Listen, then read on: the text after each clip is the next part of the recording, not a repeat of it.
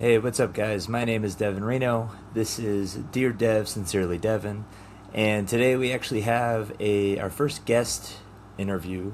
It's going to be Lincoln David, aka Money Mac, aka the Babylonian King, and I'm super excited.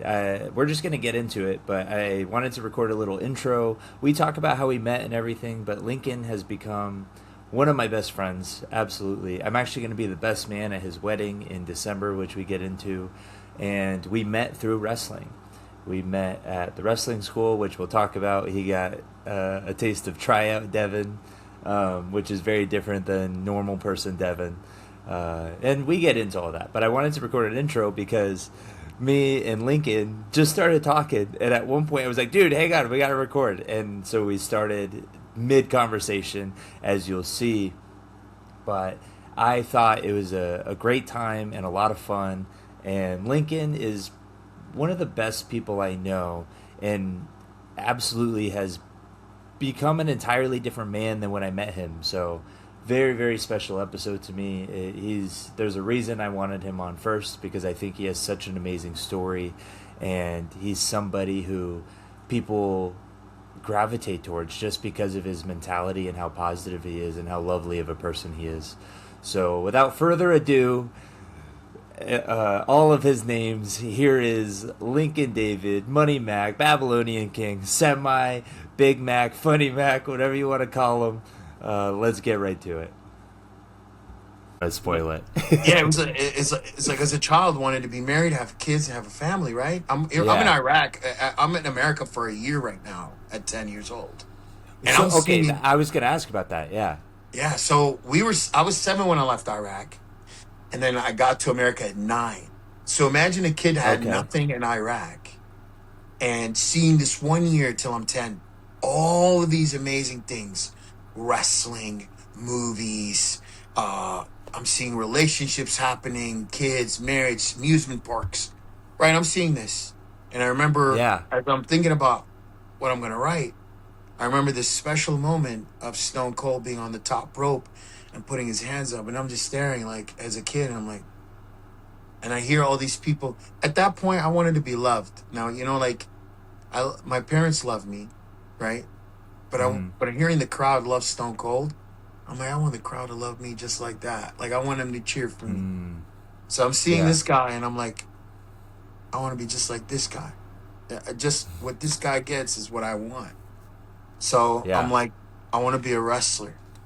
But at that time, I'm a kid, dude. I wanted to be an action movie star, Terminator, Arnold.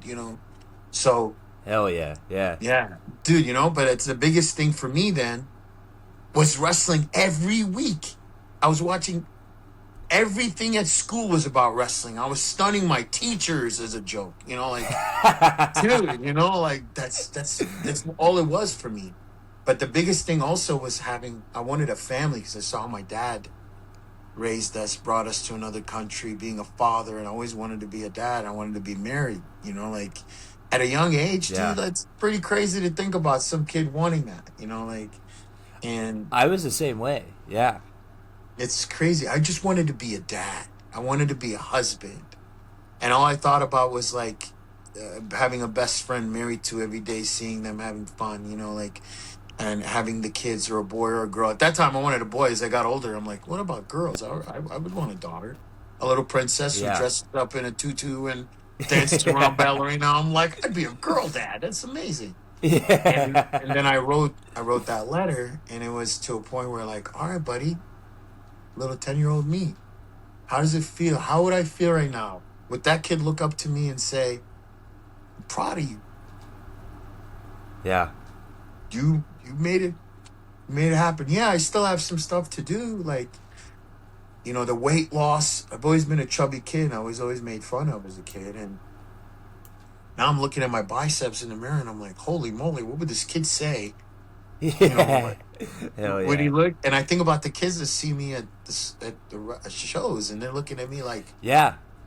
Dad, the Money Mac's huge. Like, that's me as a child, dude. Like, Isn't that Hulk crazy? Hogan. You're a Yeah. literal superhero. Like, think about that. Like, think about how you were watching Stone Cold on TV, but specifically our crowds at Phoenix Championship, they don't watch wrestling.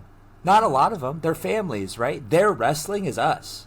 Yep. So think about that when those kids, especially at Slam U, like, sure, there's maybe 20% of them watch wrestling, but the kids who don't watch wrestling and only see it with our product, you're that good. Like, that's you. You're their Stone Cold. You know, isn't that Yeah. wild? Well, it's crazy because there's two things that come to mind. Liz's cousin's son, Gammo, little Gammo, he came to our show one time, right? He came to our show first time ever, never seen wrestling. And Liz is telling me he went home at, let's say, 10 o'clock, 11 at night, and all he's looking is at YouTube videos from PCX, PCW, like Phoenix Championship. And he's just looking at these videos, and he's like loving wrestling, and he's playing around with his dad, and I'm like, oh my God, like that's amazing. This kid. And when I hugged him, when we took pictures, I remember him looking up at me like this with the biggest smile on his face, and I'm like, that's how I felt. And these That's kids, so cool. yeah. And there was this other kid. I'll never forget this kid. His dad comes up, brings him up to me, and I had a mohawk at that time, whatever was left of it. And he goes, "Dad, can I have a mohawk like Money Mac?" And I'm like, "Bro, who am I? Like for you to Right. ask?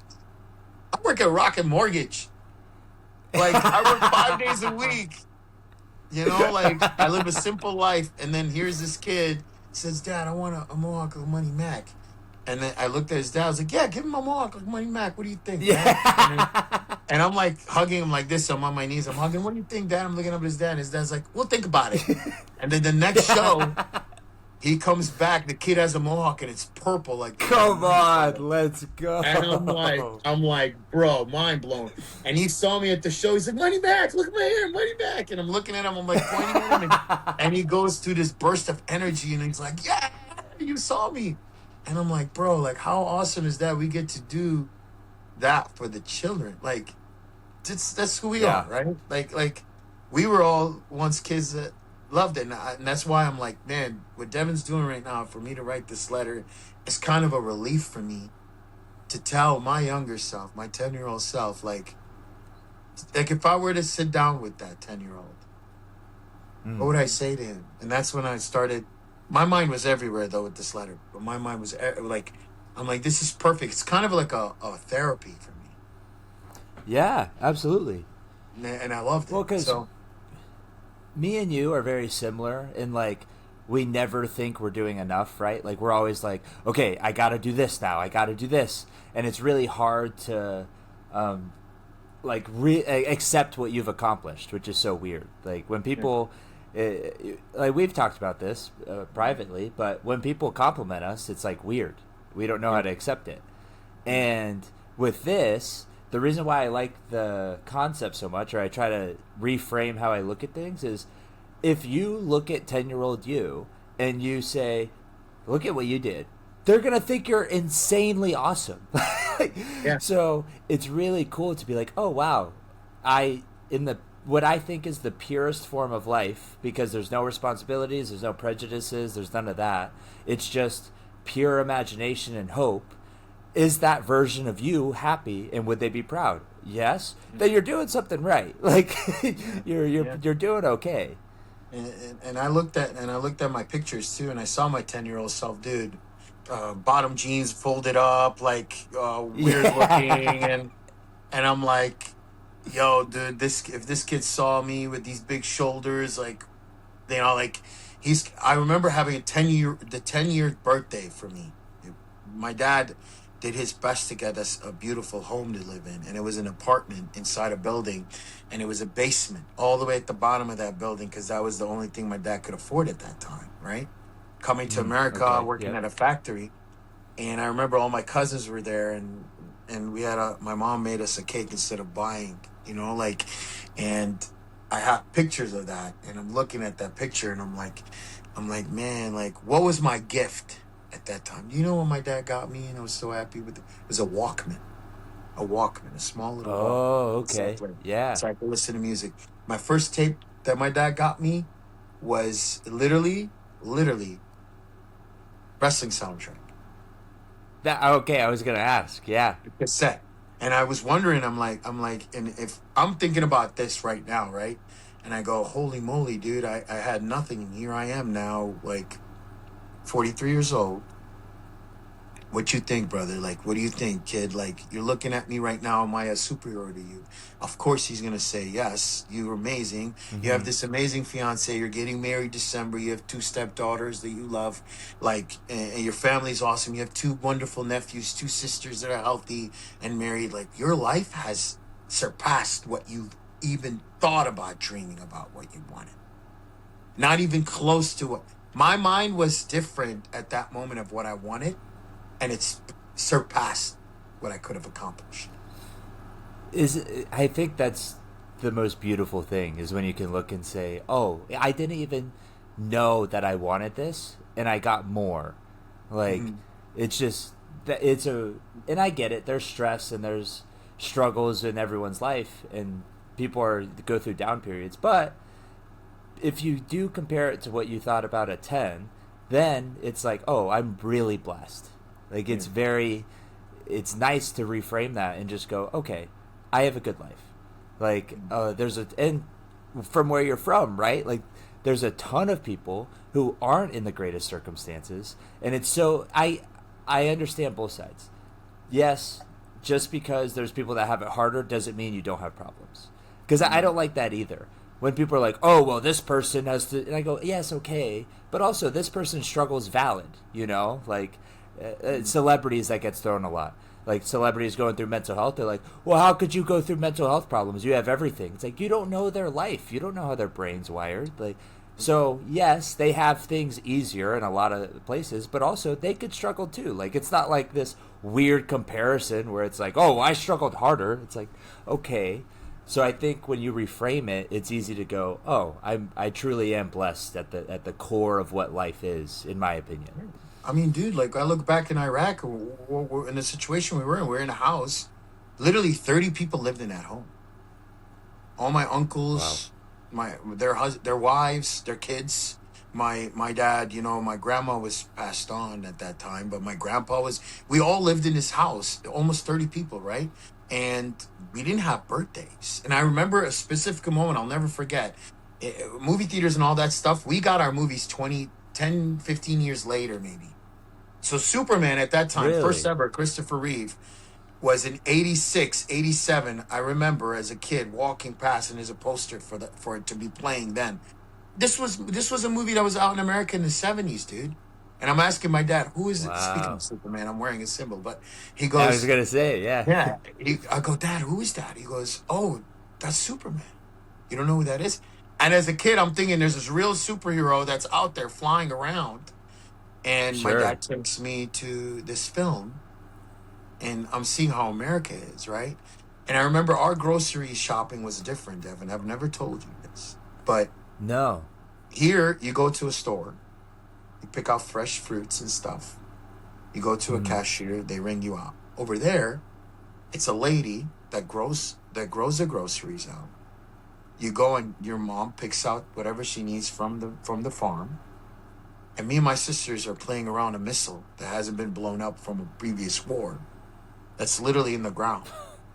And we have no That's clue what it wild. is, right? That's our lives Yeah. there. So imagine as a young child coming into this beautiful country full of all these amazing things. And the first thing I love is wrestling, movies, food. And I start to gain all this weight. Well, so that's interesting. You first saw America in that Superman movie? Yeah. Like that Yes. was like the first time you had heard about it or seen what First something like time. it? First time. My dad Wow. made me believe that there's this guy, Superman, in America flying around saving people. So imagine that thought process. I want to go to America. Like, when can we go? And my dad didn't want me to. So back there, when you're 15, you're required to go straight to the military, no matter what. Okay. There's no Okay. choice. 15. Holy shit. 15. You have Yeah. no choice. Straight to the military, through the training, and you're at war. And Saddam at that time was our president. And Yeah. and he used to run the country very badly where he wanted war with everybody. So as a kid, if I'm getting into the military, I'm going to war. And my Mhm. dad would only eat, I'm not kidding you. Sometimes he tells me stories of military back there. Like The way to eat, sometimes they wouldn't have food. They would have to kill insects to eat them. That's how bad it was. Really? So he didn't want that for me. So Right. he wants to get us out of the country. First moment that came in, our aunt here, may she rest in peace, she brought us to Jordan to get our paperwork done and everything. And then in 93, we were able to go to America finally. And I was here at 9 years old, man. Wow. Yeah, crazy. Do you But remember?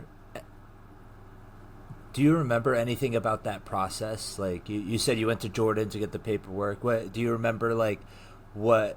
Really anything? Because that's so intriguing to me. It's so far. Like we talk about immigration a lot, and I know it's such a. I don't even want to get hot into the topic. hate and all of that. Yeah, but Yeah.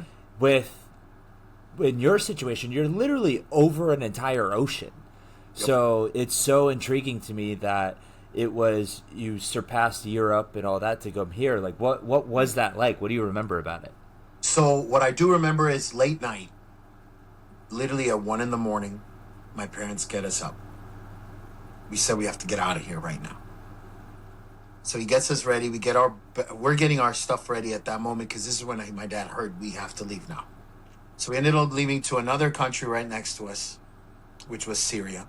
From there, Syria, we didn't fly. We didn't fly What? to get to Jordan. We were taken by car all the way to Jordan by us getting there late night. The only time we flew, we waited 2 years in Jordan. This was when I was 7. We waited 2 years in Jordan for us to get the paperwork ready. Now, I remember we lived next to a cemetery, Devin. It was the creepiest thing for me as a child. In Jordan, Yeah. we lived next to a cemetery. So imagine as a 7-year-old, 8-year-old child looking at this cemetery, and it's like really creepy as a child, and getting to know Jordan and all the different stuff it has as a country. And then one night, my dad goes, "Your aunt just called us." This is to my mom. We're hearing this. "Your aunt just called us. We can go to America." This was 93, end of the year. Wow. Okay. We got our bags ready. The next day, she bought us tickets. We ended up getting on our flight. First time ever on a plane in Whoa. 93. We get over, longest flight. I remember the process. My dad getting us ready. Everybody's nervous. We're making sure our paperwork is ready. We're getting all our paperwork to the Jordanian government, like there. We're getting our papers. My dad was literally there every day getting everything situated for America. He would send back something to her. She would send back. Remember, back then they didn't have emails. They didn't have like Right. stuff like that. Yeah. Paper. We had to wait for her to write us a letter to send us back. We'd wait days, and then one day she goes, "Here's your flight," in a letter. "There's your flight. Go and check in. Go right away. You need to go." This letter came in the day before we were supposed to go. So here we are. We get to Wow. Jordan Air Jordan. At that time, it was a different flight. We get to the airport. We get our bags ready. I have no idea what's going on as a kid. The best part about coming to America is we arrive internationally. There's people checking our bags, checking us, Mm-hmm. checking my dad, asking who this kid is. They treated us with a lot of respect in America, and there was no problem. But they messed up That's my good. name. Yeah. They messed up What? What did they say? my name's Lincoln. They called me Linguini. They spelled it L. They spelled it Linguini. Linguini. What? So the reason why they spelled it wrong is because in Jordan, the person spelled it in Arabic that way, and then the Oh. person that was translating the words spelled it out in English as linguini. The worst part is my last name at that time was Putros. They messed up. They put my dad's middle name, Putros. It was supposed to be David. Okay. They messed up. So it's Linguini Putros. That's my name right now in America. Now I'm being made fun of and being called Linguini Pot Roast. This was Oh, of this was the course. bullied to that. And it wasn't helpful that I got into my first day of school and have the book upside down and everybody's laughing at me or whatever. But everybody called me that, and thank God we got our citizenship, and my dad changed the name to the right spelling. But I come there, this is my name, and we get off, right? We finally get through the security gate, and I'm just seeing this amount of family, 60 to 70 people there to see us. Family Whoa. members. So My this is aunt, Chicago. this is Chicago. My aunt Okay, brought so they. everybody, my cousins, my uncles, Wow. everybody. So my dad has not seen his sister in almost, at that time, 15 years. Holy shit, that's incredible. So they embrace, and I'm watching. They are crying their eyes out. And it was the Yeah. most beautiful moment seeing a sister and a brother hug each other that have not been able to, hold each other in that long. Because she left for America a long time ago when she got married. And here I am meeting Okay, my so she cousins got who I married. don't know. Yeah, she got married and left like in Yeah.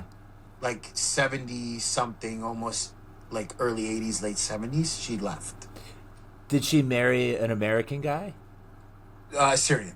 But he was in America. Syrian. Okay. So he was ready and Interesting. set. Yeah, so he was already set. Paperwork was good. He brought her there, and they've been married ever since. They're both are passed and Wow. gone now. But yeah, so like, Wow. Rest in peace. they recipes. They were the ones that really helped us get. She was the superwoman of our family, dude. She helped our family. She helped my dad's brother. She helped her sister. She brought everyone from Iraq to have this beautiful Wow. life in America, and it's all because of her. What did she do? How was she able to, or was she just like, I'm gonna fucking do this? She did. Like, She what did just she do for was. work? She was just, dude. My uncle owned a mechanic shop and a liquor shop and everything like that. She worked. She was great with money, numbers, paperwork. She worked at like a retail store. It wasn't like anything special, Whoa, no but she was way. just so smart with Yeah. doing things like that, that she taught my dad, her brothers, her sister, everything about the income, the economy, what to do, how to buy homes, how to set yourself up for success. It was all because of her. And Frida is her name, Frida Russia. She was the Frida. greatest, and she was one of the strongest women ever. And if it wasn't for her, we would have been. God knows what our family would have been through in Iraq. Because of everything that Yeah. happened with ISIS and stuff. So she brought freedom to all of us, dude. Imagine one woman, 40 to 50 family members that she brought here, and Right. I'm That's including, incredible. yeah, brothers and sisters with their kids, their wives. You know what I mean? Like, imagine Yep. that, Yep. right? And my dad has a home. He has cars he loves because of her. So I mean, yeah, Wow. crazy, right?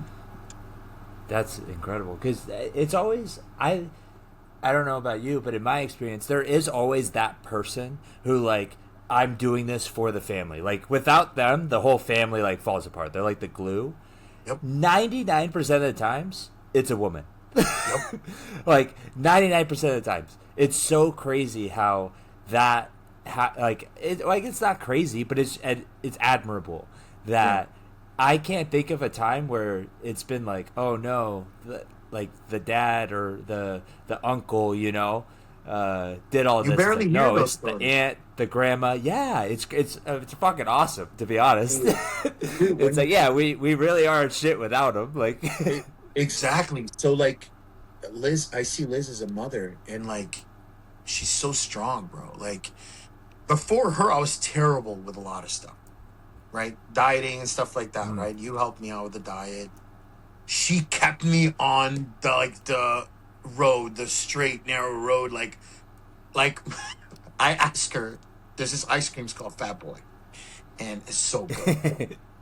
She goes, she'll be laying in bed with me. I go, I want a Fat Boy, and her back is to me. She goes, remember 2:30, 2:30. You want to be 2:30? I was like, you're right, babe. I'm not gonna have it. So because that's of her, awesome. as a woman, dude, as a woman, she has helped me turn my life around by just being that Yeah. missing puzzle piece that I needed, right, to put everything together. And I owe it all to Liz and my mom too, dude. Like the nurturing, the caring woman. My dad was just a person who provided, paid the bills, had food on the table, but my mom was like the strength of our family too. And it's the woman is always the secret strength. It's weird. A lot of people say the dad helps, but the woman is the They're biggest thing. I think they're the most unrecognized. That's why. Like they do all the shit that nobody wants to and doesn't get the recognition for. Yep. So it's like, oh, how did I make it to this? I don't like for my mom was a single mom for a couple periods of time, but there are a lot of times that I look back and I go, how did we even end up there? Like as an adult, do you know how much work it is to get me to this one place? Like I can't even imagine her with 4 kids and doing. It's like for me, I don't think anything of it. It's just like, oh yeah, we did this thing, and then now, like in my last relationship, I had she had a son, and I got a little taste of that, and I was like, whoa, okay, like this is new perspective, and I dove right in. I was like, all right, like this is my responsibility now, and my role, and I tried my best to do that, but it just gave me a new appreciation of like, wow, like my mom Yeah. did this on her own for a long period of time. Yeah. Well, that's the thing. Liz is a single mom with 2 kids, two girls, Mm-hmm. and teenagers. One just turned 13, Camilla, and she just became a teenager. The other one's 15. So like her being able to be a single mom and raise girls is tough, dude. Like, you know what I mean? Like Yeah. I'm seeing her. Before her, I was like, I'm gonna be a dad. I'm gonna be a great dad. I'm gonna be awesome. And I see her, and she always asks me this question. She's like, "Babe, you sure you want to have kids? It's this, that, and this." I go, "Holy moly, Mm. hold on. Let me take a step back for a second." She's right. Like, how Yeah. did Liz? How did you do this? And I commend her, bro. She's one of the strongest women I've ever been with, and because of her, she keeps me strong. And dude, like, you remember I told you this. There is that person that always needed in life to kind of push you. And I always Yes. thought it was gonna be my boys that I go to the gym with and help me, and it was Liz, a woman.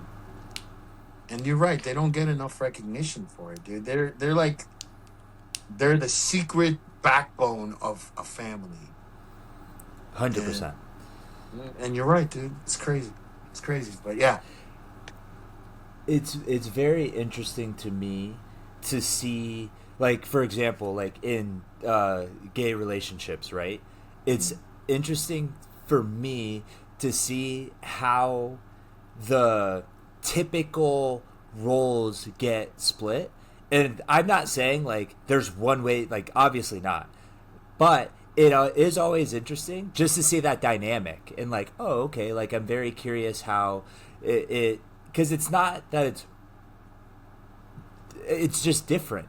And so when I see that, I go, oh okay, interesting, like this is how they how do I say, like work together, this is how they collaborate, this is how, especially with kids, okay, what does that role look like? Because you always think, oh, like a mom and everyone always says a mom and a son, and then a daughter and a dad have like special bonds, right? Yep. Like the opposite sex, but parent to child. Yep. And so when I see that, and I see families who have same sex couples, it's always interesting to me to go, oh, I'm curious about it. Like, what's that Take the dynamic like? roles. And obviously, yeah, and obviously they're beyond loved and they're loving families, and it's the same, but it is different in ways that I'm like, oh, this is very interesting to see, and It's like really cool we always too. talk about. Oh yeah, and what's funny is we're talking about how like strong women are. So if there's 2 women, I'm always like, they got it. Like, Yeah. they got it nailed That's down. no Like, problem. They got 2 of them. Like, this is good. yeah, They'll be yeah. fine. Like, and then 2 guys, And then when like, I see 2 guys with the kid, I go, hang on, what are we doing? who's doing what? Who's Like, taking care of this role? yeah, like I know they're okay. I hope they're okay because I know how guys are. Like we're Yeah. dumb. So when I see that, I'm always like, okay, all right, they got it. I know they got it. I just want to. I'm curious to see how it plays Yeah. out. Well, it's funny you say that. I have a gay buddy in Chicago, and he's they adopted a child and stuff. And Oh, I that's go, awesome. bro. I was like, bro, like I haven't talked to him in a while, but last time I talked to him, his name is Alex. He was in the Marines, and I go, hey, who do you get advice from? My mom, dude, like all the time. And I'm like, Of course. about a kid, and he was like, we don't know what we're doing, but we wanted a kid, but we're like middle of the night at 1 a.m. Hey, mom, baby's not crying. All right, do this, do that, and like she helped us put through.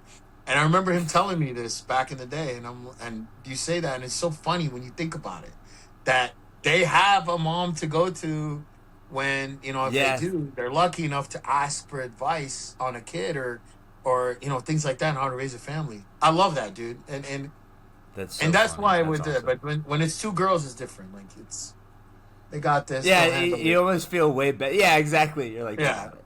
the guy has to Like, go to it's his not that sister who's a mom already, or their mom or something. And it's like the woman asking, and they're looking and taking pictures together, and they're like, you asked your mom. Don't act like you didn't ask your sister or your mom. Don't act like that." But it's funny to me, dude. But everybody goes to their mom. Like when my mom always made me feel, and I know your mom's the same way, dude. Because your mom and I had a conversation the day I came to your the going away party, which sucked, by Oh, the way, really? that you were going away. But your mom, I go, you raised a wonderful son. He's awesome. He's changed my life.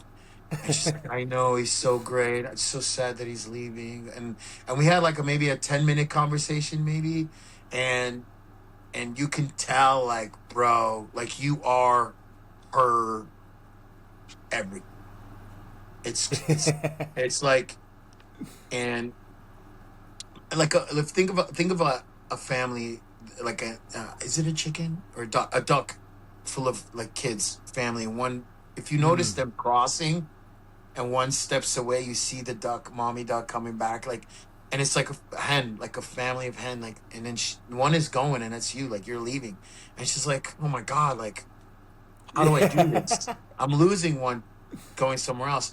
But what she said was, and this is why I know she supports you in every way possible, is you had a dream that you need to get to, and for mm. you to go do it. And her to say that, I go, bro, she's an amazing mom. Like, she'll do Yeah, anything for you to make that dream possible. That's awesome. I love that. yeah. No, she's actually why I'm out here in New Hampshire. I think I told you that story where Yeah, we were at she got you like Christmas. everything. She set you up with the job, or no? Like, was Yeah, it? yeah. She totally helped me out with the move out here, but really it was just like we were talking about it, and it was after my last breakup, and I was in a really rough Mhm. spot mentally, and she was like, "Why? What's stopping you from going out there and showing everyone what you can do?" And I was like, "Well, like I got." She goes, "No, no, no, stop making excuses. Like, what? Wow. You always tell these people, why are you asking what if?" She goes, "Here's your what if. What if you moved and see what you could do?" And I was like, "Yeah, you're right. Like, you're absolutely right." So she's the reason. Like, as much as it's sad, and I know she misses me, she's like, I kind of like, you did this. Yeah, it's your Like mom. she, You told me to yeah. go. Yeah. But yeah, you sometimes you need that. I'm Um, glad. I'm glad you did it. I'm glad you did it. I hate it. yeah, it's so. I hate it. And, um, all right, man. So yes. let's. We kind of set the stage a little bit. I had a flow, Yeah. but I liked what we were doing way better. Well, the thing is, when Because me and you it. talk, dude, when me and you talk, it's why you're my best man, bro. But when you talk, it's a natural thing, a conversation that we can have, and I can sit for days, honestly, to talk to you, because it's always something Oh new yeah. coming up, and we take that and move with it, and then something else comes up. So I love that. I knew this was going to be a great conversation between you and I. So speaking of that, do you remember where we met? Devin, I'll never forget the moment I thought this guy is me. Okay, please enlighten me, because The first moment I met I'm you was assuming in it was at your tryout. tryout. Okay. So, Okay, I you, remember one thing about that day, but go on. no, I want to hear yours first. Okay, you know what? So I'll talk. I'll okay, talk. Okay, so go ahead, go ahead. it was okay. So we're getting to I get to the tryout. I see you. Sorry, Right. real quick, let me preface. Yeah. Tryout Devin is a very different Devin than regular person Devin. Before, Whoever's because listening whenever to you, this. yes, whatever you're about to say, I'm sorry. And also, that was my role at these tryouts, was to break people. So I just want to say, there are so many people on this earth who think I'm a terrible person, and it's because they've only met tryout Devin. They've never met any other version of me, and I'm sorry, but I just want to preface with that. I'm teasing my eyes right now, bro, because we're starting tryout, and literally the first thing we're doing, and this kid messes up. Who, by the way, is no longer with us there at that school. Never came back, Yeah. right? And I don't see you do anything, then messes up again, and then you blow up at this person. Not in a mean way, but like, if you're not going to be here to do this, then don't be here to do this. If you're not going to show us, and you're saying this, right? Which is okay, right? And I'm taken back by it, right? And I'm like, whoa, where does this guy come from? Like, he was cool, calm, collected. I do not want to be yelled at right now, bro. So it kind of helped me show heart, like, do bear crawls, because it was the scariest moment. Because I kept falling, Yeah. and then you were yelling back, like all the way back by the ring. So I was crawling. He's like, you said, if you can't get up, I want you crawling with your freaking elbows moving. I don't want you to stop. And I'm like, oh God, like I need to keep moving. I can't stand up. And I'm like, I need to get through this. And then that was the first moment of my introduction to Devin Reno, which, by the way, guys, if you're listening, it is not the same Devin Reno it is now. Like he was, I mean, you're big now, dude. You're like different. Confidence level is, because I met the Devin within training too. Like when I got to training, and you kind of made some kid quit that day because he wasn't. I'm not gonna say names, but we were doing sides. Because you were putting me through the conditioning aspect of it. The 6 weeks was you. Yeah. You were my I coach. think I remember this one. Yeah. Yeah, and we were doing the sides things. We were moving, like, you remember? And then we would come back up and pop up and run back quickly on a sprint. Do you remember those? Yeah. Yeah. And the guy is literally doing it, and he's like stopping and getting up. And you blasted this person to get your ass up. If you don't, get your ass out, right? And I'm like, bro, I need to do this. Like, I cannot stop. Like, I don't want to be yelled at in front of class. Because I didn't know anybody there. I only knew the people I was training with. Like, the guys, that were, like, the people like Jeff Alani and everybody, right? I didn't know you personally. I didn't know Kevin, because Kevin was there too. Dom was the coach. Like, you know what I'm saying? Like, you taught us everything. Yeah. And of course, we got close after that. But that's my first introduction to Devin Reno. is the coach who pushes and like the fire in your ass if you're not doing anything correctly. So awesome. That that certainly was my role for a while, where it was, okay, this guy's gonna break people, and then if they make it, we know they're good. And I understand that with that, like that. First of all, wrestling's weird because it gets a lot of people who are never athletes.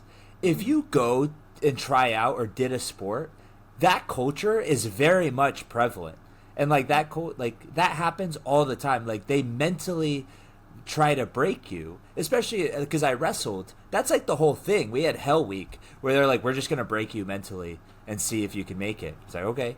So for me, that's just expected. So like when I got to the training center, I was like, yeah, cool, that's what we're gonna do. But because it's quote unquote fake, so many people are like, oh, well, you can't do that. Why? This is a sport.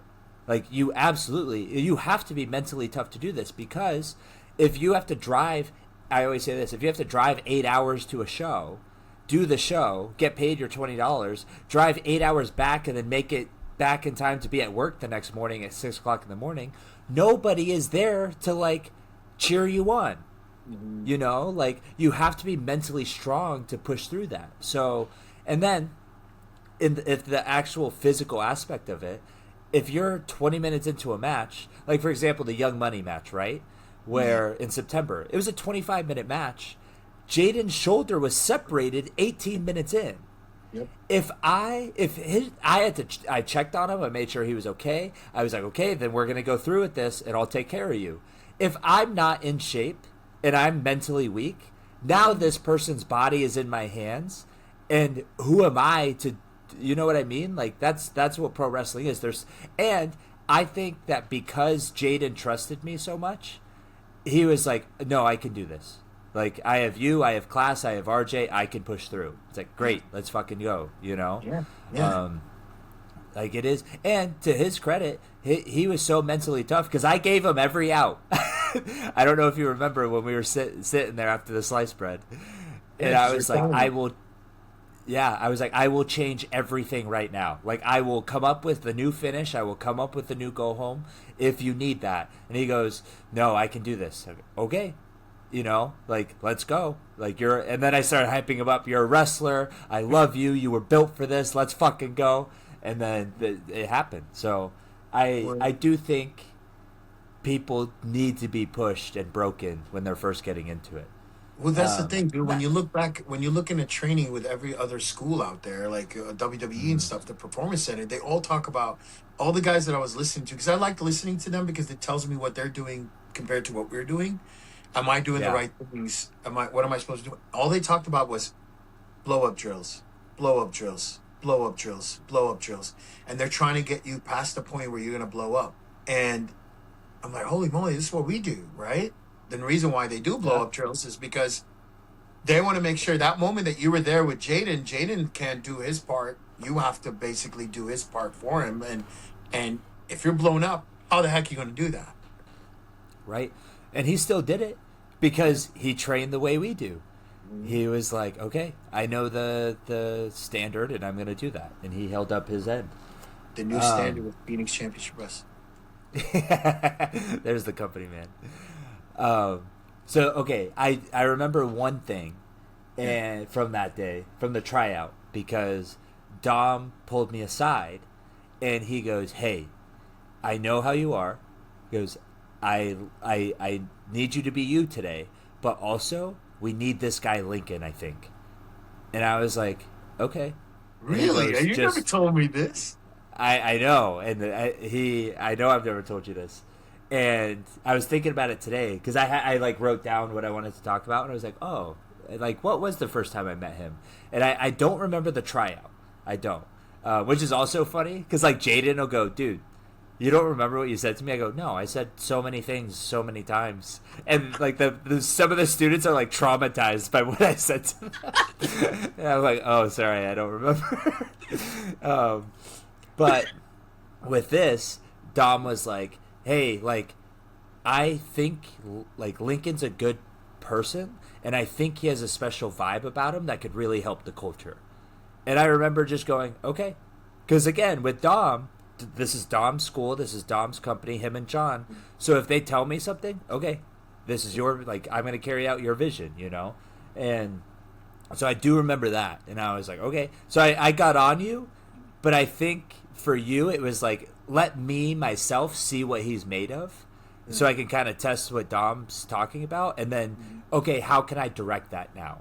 Like, how can I help guide that? You know, and you didn't need a lot of guidance. Like you, as you started coming into your own in the school, I saw what Dom was talking about, and he was correct. He made the perfect call. Like you are a core part of that training center. Absolutely. Well, I'll tell you something. I don't know if I've told you this, but there was a moment where I'm sitting, we just got done with tryout. I'm sitting in the corner by the garage where the door opens, right on the side. And all I think about is, I can't throw up. I haven't thrown up at all. And I want to. I was like, I can't. And I'm pale, dude. I'm so pale. Yeah. Dom comes up and gets down to his knees. And says, he puts his hand on my head and goes, hey, you all right? Okay, I'm good. He goes, you still with me? I said, hell yeah, I'm with you. But in my head and my heart, and this is why I always have that speech with people at tryouts. I was like, I know you have fear. I know you're scared about this. Because that's the thing I had, Dev. I was scared because I kept telling myself, it was telling me, my mom kept telling me, you can't do this. You can't come back. There's no way you can accomplish this. You cannot do what you did, what these guys are telling you to do. But my heart was hurting so bad that I kept telling myself that as I was driving home. I was like, fuck you. You're going.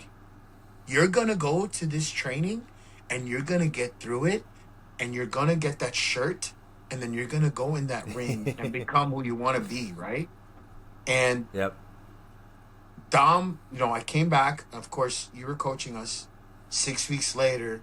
And I'm glad I got to meet everybody, dude, because if it wasn't for a lot of the guys there, especially you, because I always thought, it's funny, you're younger than me, but I look up to you like a big brother. It's kind of weird. But you have that energy to you, and so does Class, and so does Graves, and so does Dom. Like, you guys have that big brother energy. And I always go back to what Dom says. When you're in the ring, people look up to you like you're a titan. Like you're more than life to them, right?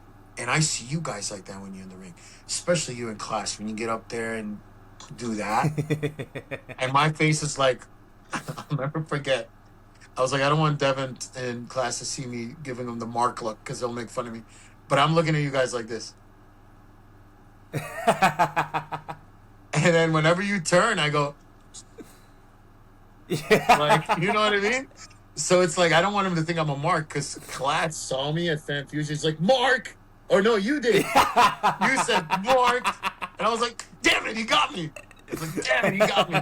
You remember that? You remember that moment? You're like, Mark. I think so, Mark. yeah. Bro. I was like, crap, he saw me. But anyways. But yeah, dude, like, when I look back, I was afraid, and I don't think I was coming back. But I'm like, man, one of the best decisions I could ever make, that I'm still here. Because it not only made me have matches in pro wrestling and everything. I met Liz.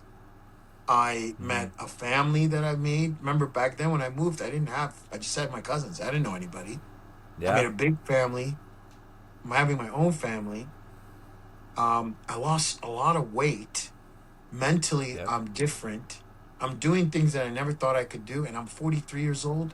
Bro, come on, man. So anybody that's listening out there, you pieces of craps, don't ever think you can't do what you think you can do. If you put your heart to it, you'll be able to do whatever you want. It's what it is, dude. Yeah. I love it. I think a big part of that, too, is because there's, how do I say it? There's a lot of people who are like, we've talked about this. I remember this. I yelled at you one time. When this is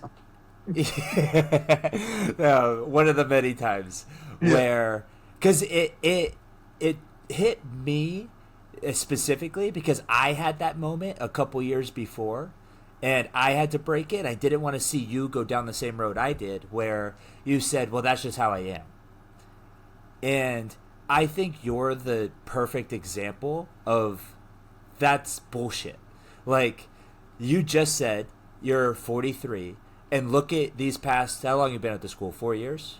3 years? 4 years, yeah. 4 years. Yeah, 4 years. 4 years. There you go. So, think you joined right before you were 40, right? Mm-hmm. Think about how many people in their life are just like, well, that's just how I am. And they decided that at 22 years old and never changed. You at 39 are like, well, that's just how I am. It's like, bullshit, man. Like, you don't have to be that way, you know? And like you said, you reframed how you think about things. Now, if you have a bad rep at the training center, before I left, that was one of the things I was most proud of. If you had a bad rep at the training center, I would kind of look at you and I would be like, all right, let's see where his head's at. And I always, my go-to, I stole from Max, was, all right, how do you feel afterwards? Because I just want to get, like, all right, where's their mental? And I remember just like, let's see how it goes. Like, how you feel? You're like, yeah, I feel okay. And I was like, hell yeah. All right. Because it wasn't, I suck. I'm the worst. This is bullshit. I should quit.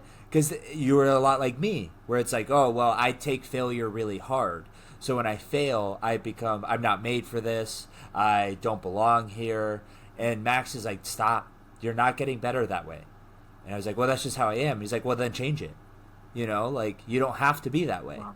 And so I remember right before I had left, well, a couple months before, you had said that, and it, like, triggered me. And I ended up yelling at you without even trying to really yell at you, because I was so passionate about that. Yeah. And I remember, like, I got really emotional, and I there are times when I got emotional at the school where I could feel the energy change, and that was one of them where I go, oh, I messed up the whole flow of the class. Like the vibe in here has shifted now because my emotion took it another direction, and I think it was a good thing though because a lot of people were like, yeah, okay, I don't have to be this way. Like you can't, no matter what in your life, as long as you're willing to put in the work, which you are, you can change that. Yeah. And with me, like therapy was a huge part of that. You know, because after that last relationship, I was with someone and they didn't do the work that they needed to on themselves, and it led them to make some mistakes and do some things that were hurtful. And so with like I took that, and I can either use this to prove myself right and say, see, I'm not good enough. See, look at what she did. Now that proves me right. That proves the negative side of me right. But I went to therapy, and my therapist was like, no, you can't fall into that trap. That's comfortable. Like you gotta snap out of that. And so it's absolutely bullshit if people say, well, that's just how I am. Well, then work on it. Exactly. So you remember you just said, damn, I just messed up the whole vibe in the class. I shouldn't have said that. Honestly, dude, if you wouldn't have said that to me, how do we know I wouldn't have stayed the same way, right? Because that talk was what. Because I looked at both of you and Dom at that moment because you're standing next to each other. I still remember that moment. Yeah. You were on the right, he was on the left, and he had his head down and his hand on the ring, and he's just going like this, right, looking down, and you're just yelling, right? And I'm like, and I'm looking at you with anger. Devin, Jaden thought I was mad at you. I wasn't. Yeah. I was taking everything in with like I was focusing so much on your words, and I'm like, in my head I was like, he's right. Like, why are you putting yourself down, right? And then I went home and I said, next class, I'm gonna take the criticism, I'm gonna keep my mouth shut, and I'm gonna do better on the next one. You got this. So then it went from me telling myself, don't do it, don't let them down, to all of a sudden it shifted to automatically happening, where I'm like, okay, like now I'm not telling myself to do it. My head is automatically thinking it's something that I've been doing for years. So yeah, the people that say I'm made this way, I'm already 40, I'm already 30, I can't change who I am. Bullshit, you're right. You can't, no matter what age you are. So then I took that, and now I had one slip up almost Tuesday. Okay, recent. I did something with Dom, and Dom told me before he was about to say something, my mind was already going to, I know it sucked. I stopped. And I put my hand on my mouth like this, and Dom's like, and then he tells me what was going on, right? And I'm like, God, if I would have said something, what would have happened? I would have slipped up and went back to day one of that moment. So I didn't. So now I kind of like think about things before, because Graves can be pretty critical. Oh yeah, teacher, dude. If people think I'm bad, Graves takes it to another level. Yeah, bro. I did a match in front of him. He goes, first thing, what was the thought process in your heads when you did that? I go, what do I even say to that, bro? Like, we thought it was great. Well, it wasn't. So, Anish, what? You are big guys. Why? And he was so mad. And I'm like, man, he cares. Just listen. Shut up and just listen. He cares about this. Yep. So, and because of him, I ended up having a good match that he liked at the 4th of July show. So because of a criticism, we took and kind of played with that, right? Wasn't perfect, absolutely, but it was better than we had in class. So, yeah, man, with the criticism, it really helps. But a lot of people are afraid of that. That's the problem. And it's uncomfortable, right? So, like, for example, I had my own experience with that being out here. I don't know if we've talked about this, but the first classes that I was with at NEPWA, the New England Pro Wrestling Academy, Dijak was leading. And dude, I had zero character or charisma. Like, I was like training Devin. I was like, okay, I'm going to do this. And everyone was just like, you have no character. And I'm like, I know. And so for me, I questioned my entire, dude, I questioned the move. I literally went home after the second session and I was like, I can't believe I just messed my life up. Like, I moved out here, I took a risk on myself and I'm failing. Like, I'm not as good as I think I am. I'm about to be exposed for being the big fish in a small pond. I don't deserve any of this. I should not be out here. I should go back to Arizona. Like, literally all these things were thinking, like, going through my head on the drive home. And then I talked to Max. I texted him and I went, dude, I need some advice right now. I don't know what the hell I'm doing. Because also, I'm alone. I haven't been alone in so long because I've been with class. Every show we go to, I have class. And I've walked in, I go, I have my security blanket, I got my guy here, I can be myself. But without that, I'm like, I don't know who I am. I don't know who my character is without class in my corner. I don't know who I am as a person without class. Like, backstage, I'm just, okay, nobody knows me. I'm saying hi, I'm trying to be nice, but they all have their relationships and friendships, and I'm just the new guy. And so with that training session really hit because I was like, oh my God, I suck. And then I went home and I went, nope, that's old Devin. I can't be thinking that. Like, look at, and I read the book that you guys wrote me, and I was like, look at, like, this is what Devin accomplished. You're just uncomfortable. And just because you're uncomfortable does not mean you're failing. And I called Max, and he was like, I'm kind of glad you're going through this. He goes, you're in the ocean now, essentially. Like, there's so much talent out here. And he was like, he reminded me, he's like, you're good enough to be out there, but it's different. Don't let different make you think it's wrong. And so we had a talk. It was before, dude, I hadn't even wrestled a match yet. I had not had my first match out here yet, and I was like, I'm gonna move back. Like, I just screwed up the entire thing, and because that's how my brain's wired, we're a lot alike. And then I remember I called Max, and I got to the venue, and I was like, okay, I gotta trust myself. And luckily, I wrestled this guy Ichiban, who's awesome, and I had wrestled him before in a tag with class, and so we went up and we tore it up, and I was like, okay. Like, I still know what I'm doing. I need to reframe and be uncomfortable for a bit. So it's tough, man. But that's the thing. You look at yourself that way, and I look at myself that way. But then I have people coming up to me telling me differently. Like, people think highly of you, dude. Like, as a person, as a wrestler, right? First of all, Dom letting you coach us says a lot. Number one, you know what you're doing, right? So a lot of times So, by the way, when I got your book and I was writing stuff down, I was like, all right, here we go. What do I say to them? Because I could take this whole book and write it. I could write this whole book of what he's done for me. But I want him to know exactly how I feel at this moment and what he's done for me. All right. Took the pen and started writing, right? So when you look at yourself that way, you are nowhere close to what people think of you. And I'm starting to believe that. I always say, as a person, not just as wrestling or whatever, I always think I'm not worthy of having someone. Like, I would say this to Liz, and I'm like, I don't think I deserve you. Because we all feel that way about each other, dude.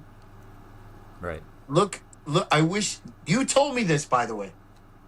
I wish you said this. I wish you could look at through other people's eyes the way they look at you. Remember you telling me this? Right? Yeah. I can never do that. I wish I can do that just to see what people think of me, because I always think low of myself. Yeah. And the school has helped me, you and everyone else helped me get me up there in confidence. So, dude, you're freaking amazing. I don't understand. I wish you would sit. That's why I get cringy watching my matches back, because I know that's how you feel too. Like, oh, I could have done this. Oh, and the same thought process. And that's because I'm taught by you, you know. So it's crazy to think about. But yeah, dude, you're a goat to me. Thanks, Lincoln. You're A welcome. lot of that is just being, in my opinion, like now I'm just trying to be as objective as possible. Yeah. So, like the good and the bad, it's like okay, yeah, that sucked, but like this was good. Okay, awesome. Like we talked about it. Develop the craft, right? Yep. There's no more goals. There's no more. You know, it's funny. Remember that talk I had with you outside, like when we were all out there and talking to you, and I was Uh, telling you about how my mind shifted from when I'm gonna get signed by this certain date, and then it was like I'm just gonna develop the craft instead, mhm. and I started. That helped me a lot. I was talking with, because Max is boys with Tommaso, right? Tommaso Ciampa, and I went up and I met him at AEW when I did extra work, and I was like, "Hey, man, like, I just want to pick your brain about something if you're okay with that. I'm actually one of Max Bauer's students," and he was like, "Oh, no way!" So we started talking, and I asked him, I went, I'm moving. I'm taking my whole life. I uprooted it just for wrestling. Like this is my goal. This is what I want to do. I said I had a goal to get signed last year. It didn't happen, and he was like, "Well, don't put deadlines on yourself." And he talked to me for like an hour about putting deadlines and how you need to develop the craft and like all those things. And he goes, "You're putting this pressure on you that you have no reason having, and you can't control that." He's like, think about all the things you can't control. And that's when I was like, okay, like Max has told me this guy Tommaso's told me this, I know I believe this, so I need to just step out for a second. And that was something that when I had those first couple classes here and like, oh, I'm gonna quit, like I suck, I was like, nope, I'm getting better. Like I'm just uncomfortable right now, and I got to think about all these people. If they're telling me to develop the craft, this is part of developing. You can't develop without some losses. Well, that's the thing you guys have told me. Like, it takes time to do this. It's not going to be over. Mm. And a lot of times, dude, what I've done is overnight for me. It's weird to say. Maybe it's in my head that I Yeah. think it's overnight that I learn stuff. But I swear, dude, this is the most frustrating thing I've ever had to do is wrestling because it's taking me so long to develop. And Devin's like, Dom and you have been like, well, yeah, dude, you're learning things that are not made for you to learn. You're learning Yeah. to punch someone without hitting someone. Think about that Yep. for a second. And I'm like, yeah, that makes a lot of sense. I got to take a bump where I don't hurt myself. You know what I'm saying? Like that stuff that you have to perfect and craft to a point where it's like good for you not to hurt yourself. So, yeah, it's going to take a while, bro. And I get it.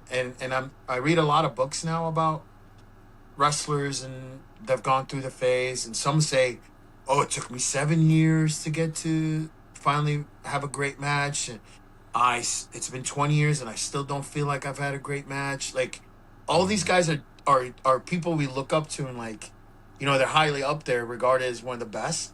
And this is what they think of Yeah. themselves. Who the hell am I? Who am I? Right. Right? So yeah, it's crazy to think about, but So now that we're talking about it, why we touched on it earlier, but Stone Cold was your guy.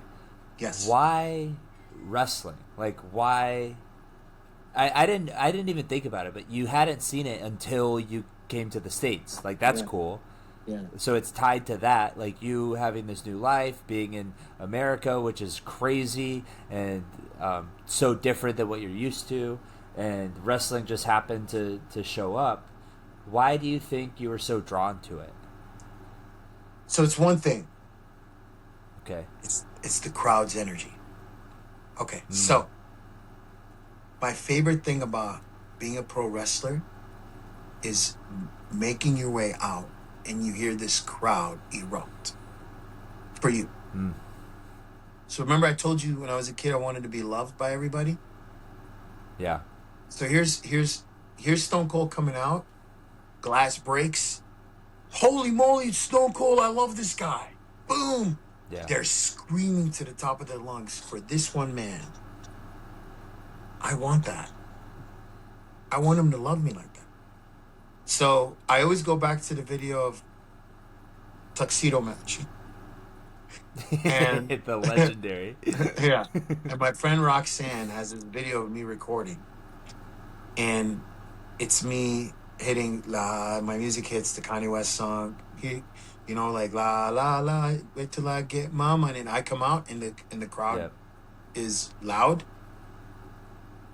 I get teary sometimes, and I'll get goosebumps having that feeling of like this amazing moment of it, and that's what I Yeah.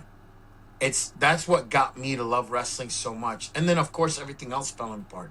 Oh, that's cool. Look at this guy's move. Oh, this guy looks great. Look at his gear. Look at his muscles. He's big. He's huge, right?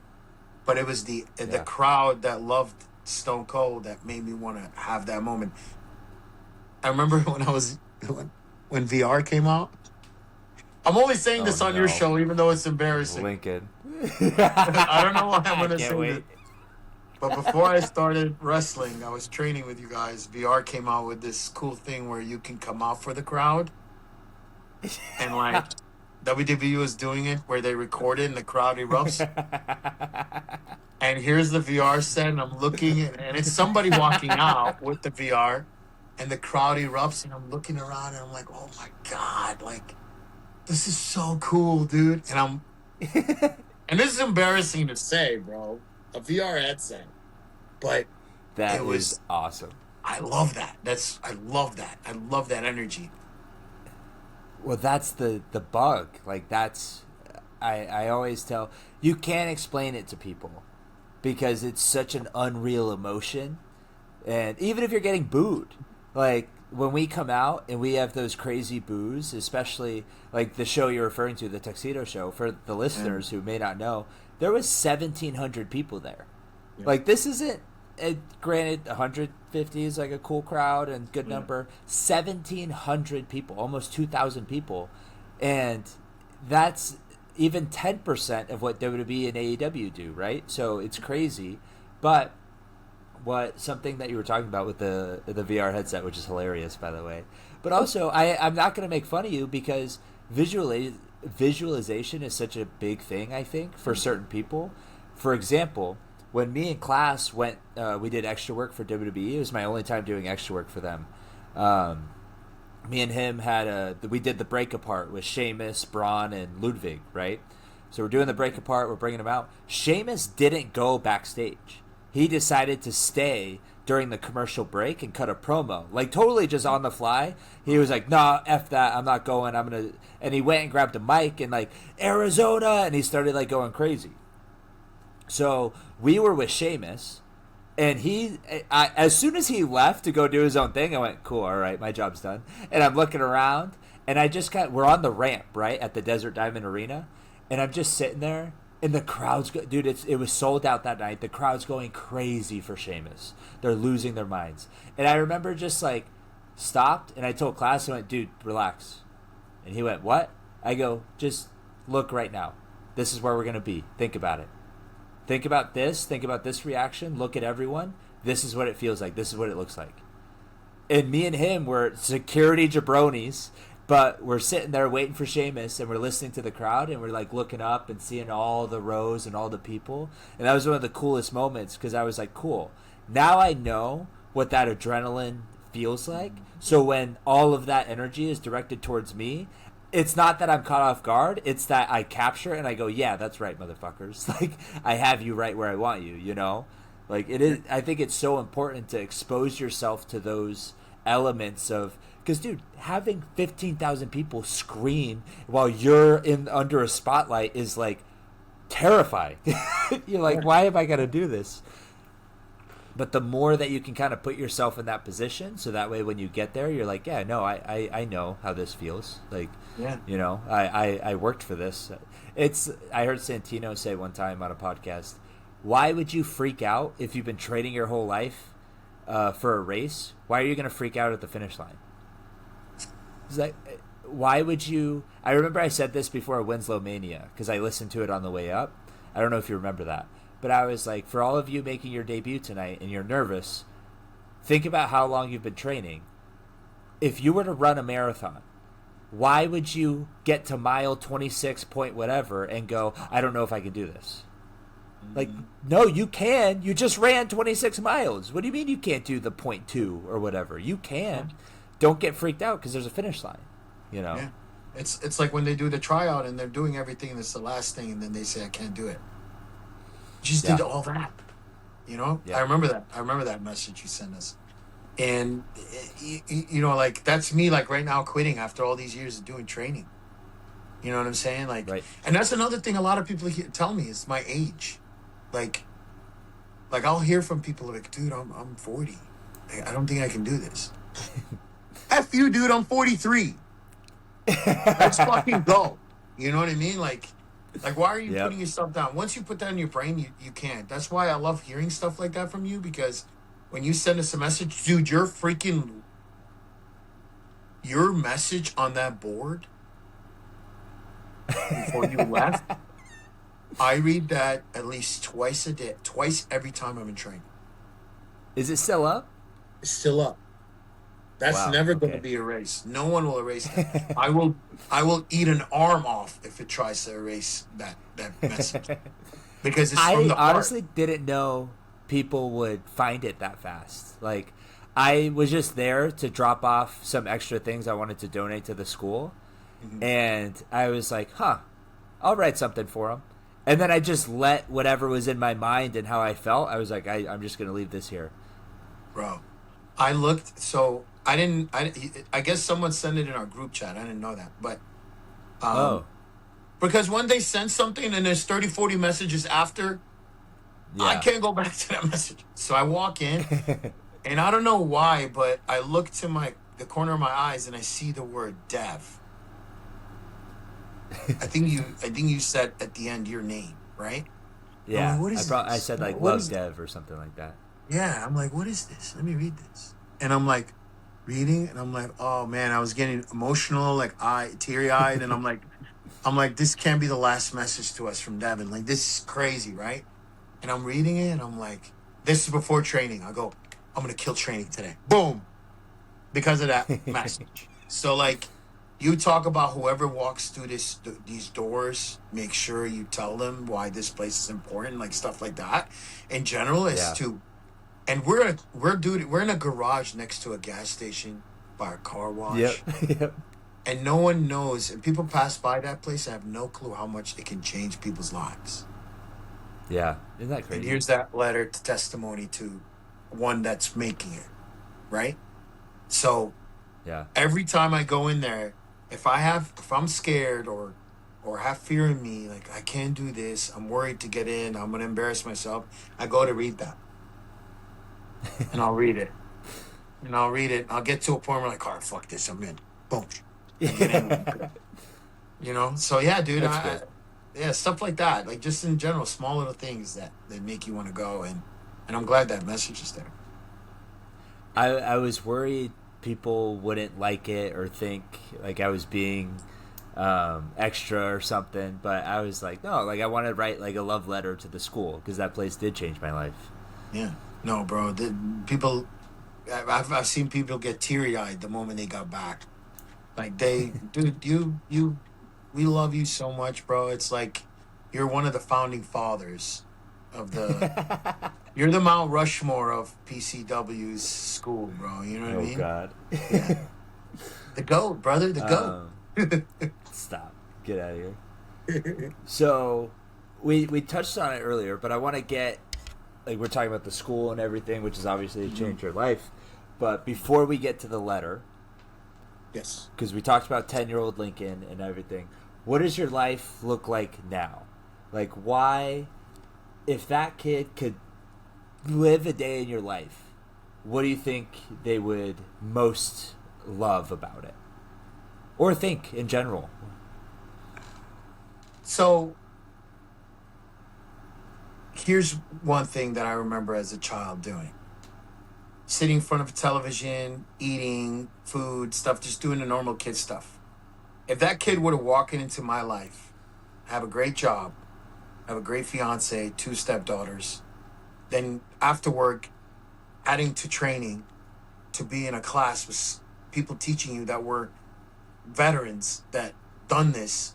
Some have gone to New Japan, like done crazy stuff, right? Mm-hmm. That kid would blow his mind from what he thinks could have possibly happened to what he's living right now in a day of my life. I can't. They'll be walking around like it's a kid in New York where all the lights are up in Manhattan. First time ever and being in Manhattan, you're like, oh my god, this is my fiance. These are my stepdaughters. This is the school I train in. This is the crowd I work with. Look at these lights coming down at me in Trust. The Trust lights. I have an entrance video. I do promos. I want to live this life now. Forget all the other years that I have to live after 10. Like I want this life now. Like, that's why I know that kid is gonna go crazy, dude. Because it wouldn't be believable. Remember, I'm only at that age. I'm only a year away from being in America for 1 year. Yeah, that's wild. Yeah, yeah. So, dude, it's nuts. I've been to Australia. You know what I mean? Like it's like that kid. He used to kick a soccer ball around in Iraq, and we used to play with paint cans as our goalposts for goalies as a soccer ball. Like, dude, like we would put paint cans. Our parents would have paint cans that are old. We wouldn't even have a net. We'd draw with a chalk on the wall, and the paint can would be wild. The post to play soccer. And the soccer ball was so laced out, it was so bad that we had to put air in it every time we played within 30 seconds. That's how bad it was. So imagine now, dude. Imagine now. It's crazy. Yeah. It's two different worlds, really. Yep. Huge. That's wild. Huge difference. All right. I'm going to read the letter to you. Oh, God. You ready? I'm ready, man. So, for everyone listening, I had Lincoln write a letter to the 10-year-old version of him, which here he refers to as Little Lincoln. Link, I don't know if I explained what I'm doing besides just this, but I wrote how the idea came from is I actually found a bucket list that I made when I was 10, and I was looking at it, and a lot of the things are like travel for a wrestling show, graduate a wrestling school, like all that stuff.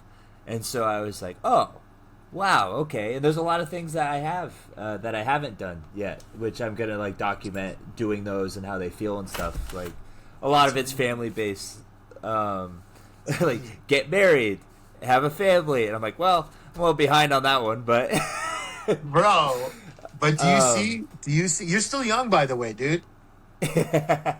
Remember, I found my fiance at 42, 41 almost, 42. It takes time. Yeah, and so I wrote, like, I'm going to be doing, like, hey, Dear Dev, and have, like, a whole video. Like, I did a whole video that I released last week where it was talking about the journey to becoming a wrestler, right?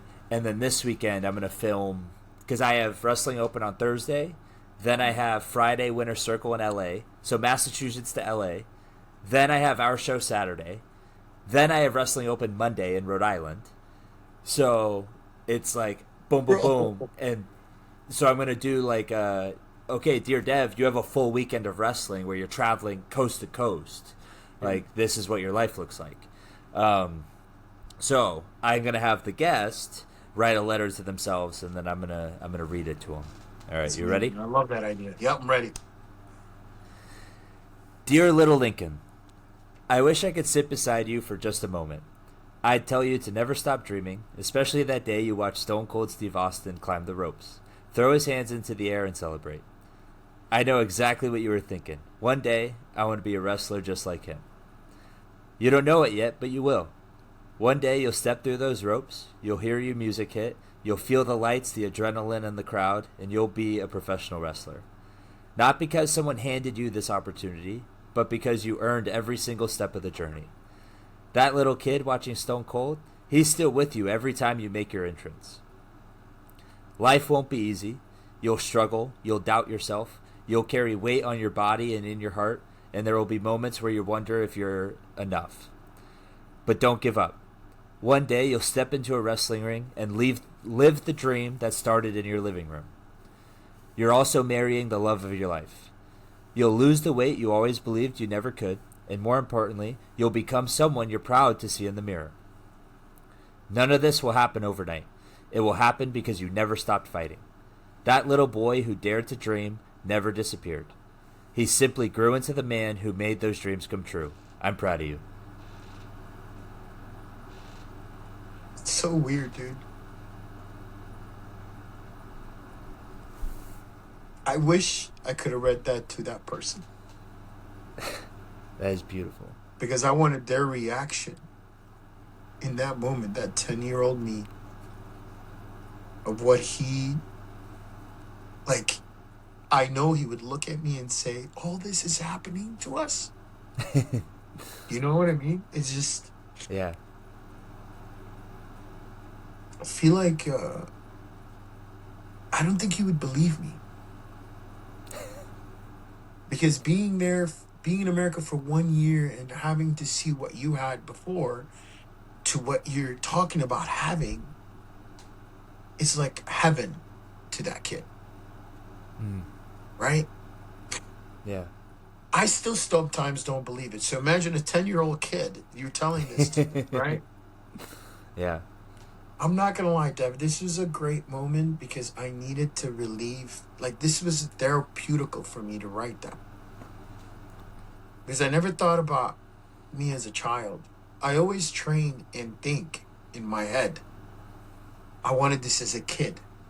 But I never sat down in a moment to think, holy moly. Because when you told me to do this, I'm like, I have so much to say, but what do I say to my 10-year-old self? Mm-hmm. So it's, not only are you doing the podcast, you're also being my therapist right now. Well, I think it's the purest form of life. It's because at 10, like you're talking about, especially you specifically, you're in this fairy tale land almost, America, where you're still figuring it out. You still don't understand a lot of the things, and it's so brand new to you. You only saw it in Superman, right? Mm-hmm. And so to see that, and then now, like I'm glad you said this. You said, I always think like, oh, as a kid I would like this. It's almost like we say that enough to ourselves that we say it without thinking. Because I always say like, oh, I want to make 12-year-old Devin proud, 10-year-old Devin proud. But then when I actually think about it, it's like, oh, I did that a long time ago. Like, this is beyond expectations, right? That was amazing. Yeah, so like, I don't understand. I think you know, but you don't know how amazing this moment was for me. Because I needed to, this also was another thing in my list of people I can't let down. And that's 10-year-old me. Mm. That 10-year-old me,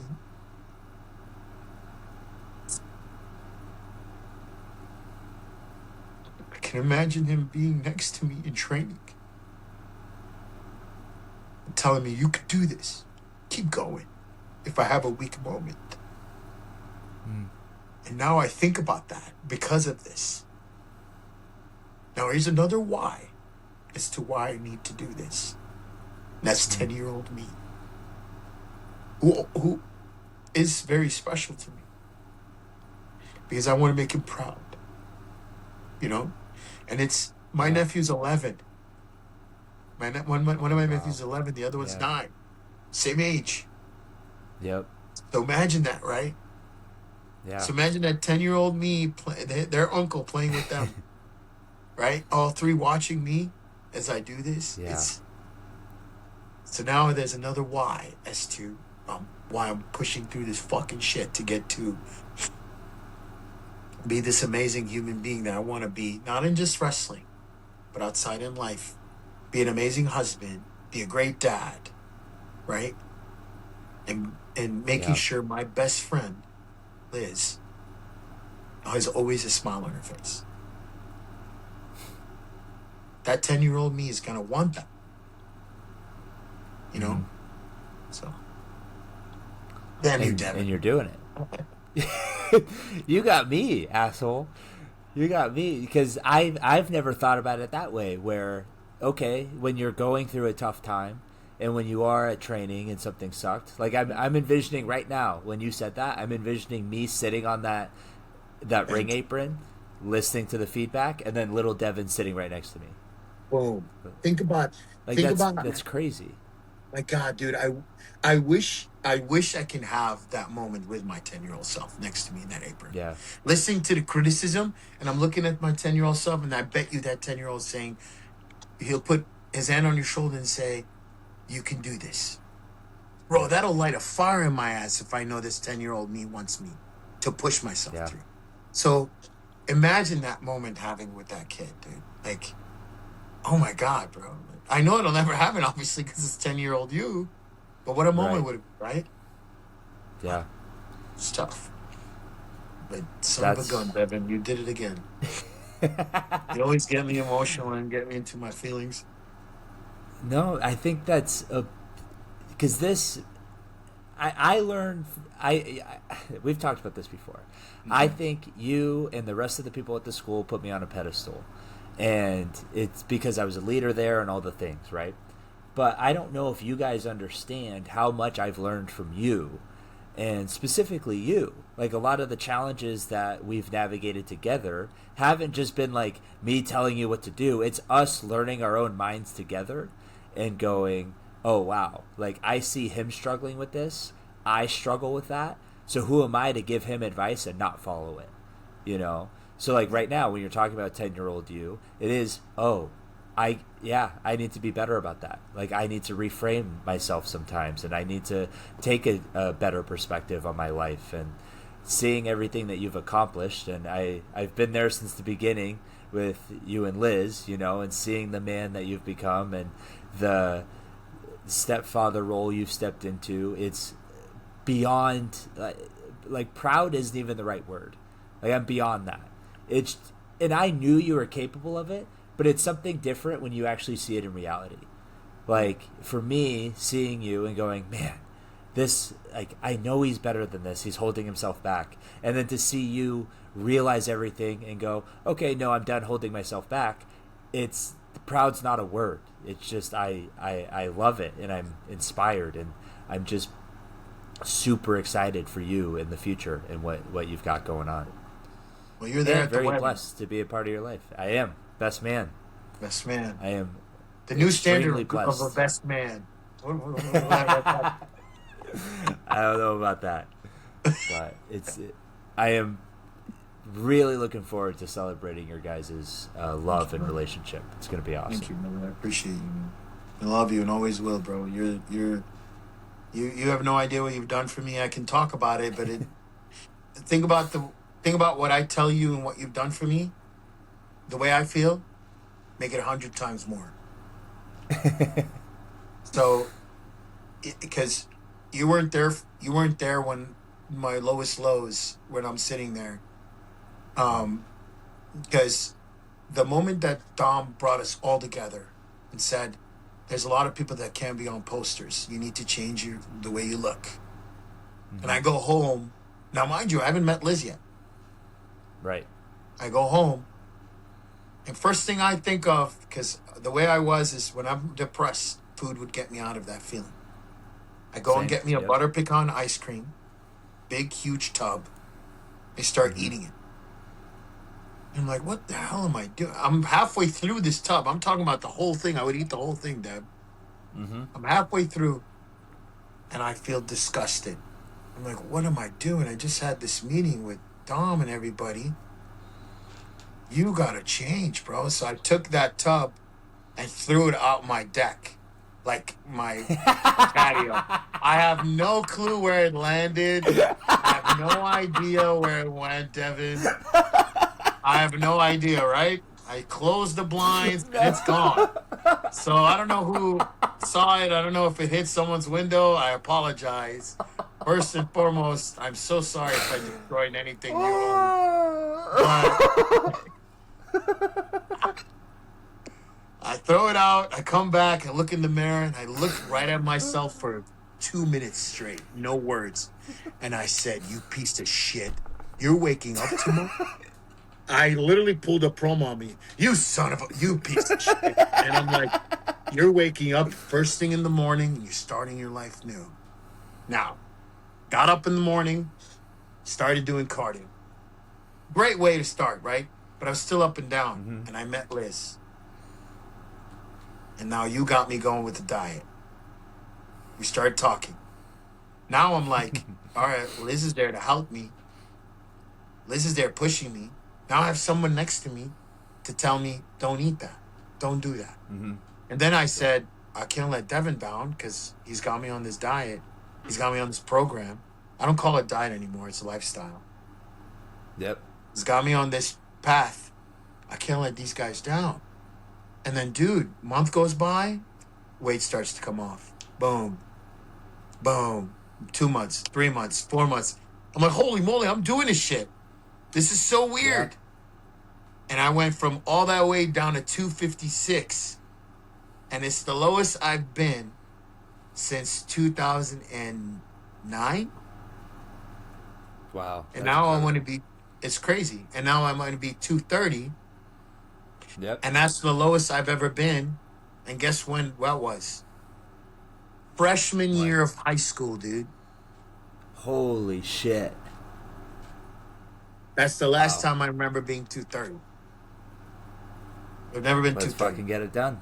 I know. So I'm proud to be an HOD, House of Dreamer athlete, baby.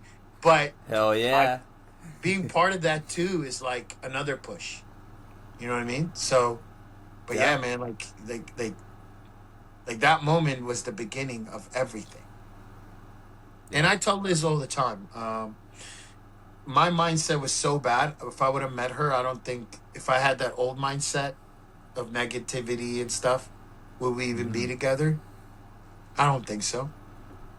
You know what Right. I'm saying? Because I was a totally different person. I was very negative. Yeah. Yeah. So a lot of things that I did helped me with her too. Absolutely. It putting value. It's just making yourself a better partner, right? Like if you want that, and that was something that I had to in the last one where it was, oh, my person wouldn't do this to me, Hmm. and I'm going to make sure I'm a great partner for who my person is. So like it's who am I to go, okay, I'm not going to accept this treatment and what this person did to me and then leave that relationship and not work on myself.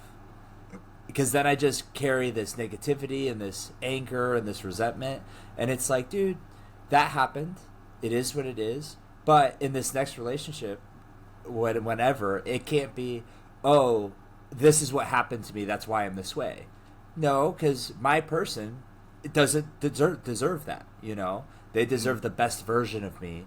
So I'm going to continue to make myself a better version so that way whenever it happens, I'm ready and I can go, cool. I found someone, you know? Absolutely. So it is cool hearing you say that and realize that. And that's why I'm so excited for December. It's going to be I awesome. know, me too, man. We're gonna party it up. Get ready, because Hell there's gonna yeah. be some Assyrian music. You're gonna have to dance, Devin. I don't know if you're gonna be able to do that. I'll Send me send some you some YouTube videos. videos. I'll Just try learn my what you best. can, bro. It's gonna be so awesome, dude. To just watch you try to dance and stuff. It'll be so much fun, bro. I'll But do it don't for worry, you, asshole. we're gonna do it together, Dev. We're gonna do it together. Okay. All I'm right. so Hell yeah. excited. Yeah. Can't wait. Awesome. Thank you, Link. You've been Sure. the man. I love you so much. I love you, brother. You're the best. Thank you so much for this opportunity and being able to do this. This was an amazing moment. Thank you so much, Dev. Thank you. Love you, buddy. All right.